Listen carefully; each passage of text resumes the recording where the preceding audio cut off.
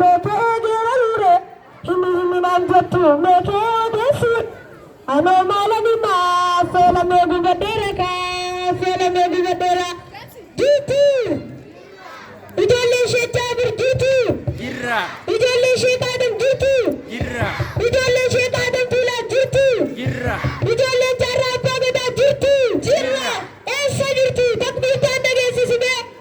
Allahu akbar. meekeen jaarraa koo faarsaa isa diina kittire meekeen ishee Mahammad Umar faarsaa isa alaabaa bute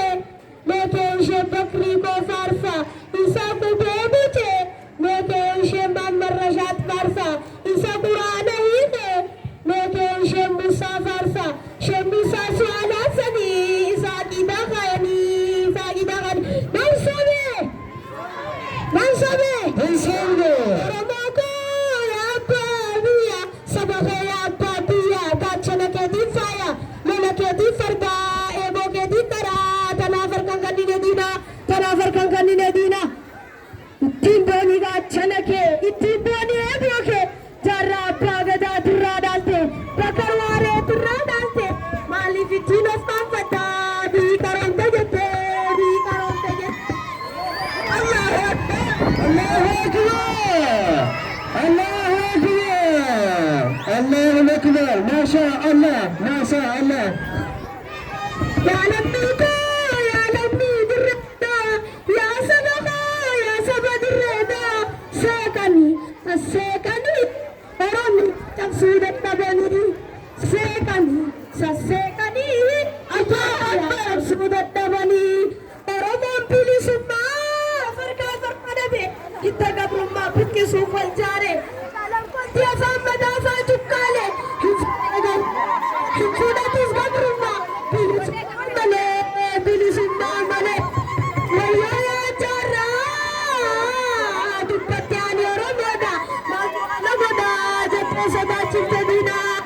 silas diinni diinumaa siif ta'uu jaala ofirraa buqqifnaa meeqaa wal jaaraa meeqaa wal jaaraa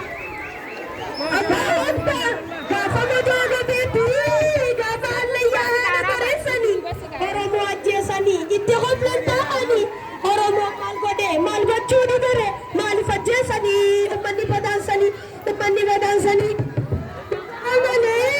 dhugaa malee hojii walii qibsina onneen nama didda islaamummaa fi oromummaa to'atta baasu wanta feetan fidaa wayyoo yaa ilamoo wayyoo yaa bishee isitti lubbuu gurguree Oromiyaa ijaare seera qabnaa seera gadaati amantaa bulaa Oromoonni seera gadaati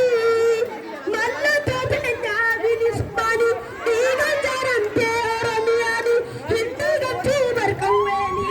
lageroo qarree bultala